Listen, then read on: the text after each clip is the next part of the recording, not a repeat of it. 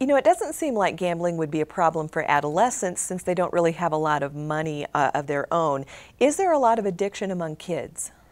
Yeah, as a matter of fact, a national survey a while back indicated that there were more kids, more adolescents and children addicted to gambling than there were adults. Strangely, we don't hear a lot about this, but you talk to counselors and they'll tell you that yeah, we do have a lot of kids getting addicted to gambling. Why is it so dangerous for them? You know, because for children and for teenagers, the part of their brain, it's called the prefrontal cortex, for rational thinking is not fully developed yet. It's the same reason they'll get involved sexually, you know, jump their bike off a ramp they shouldn't jump it off of, drive their cars too fast. They aren't fully rationalizing everything in their heads yet.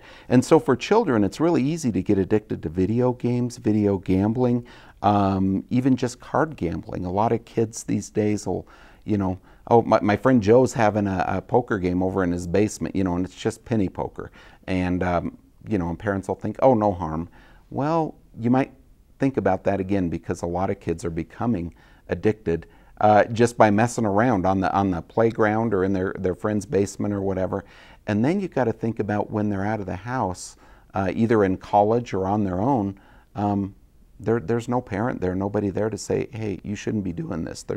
You probably ought to rethink this, you know, helping them think through that process. What outcomes are we seeing from those who get addicted in adolescence?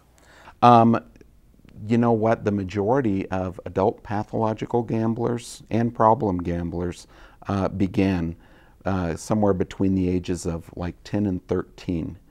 And that's what we're seeing. And so if they plant their roots early in life as a child, and that continues into adulthood, that really, those roots go very deep, and it's a very difficult addiction to get over.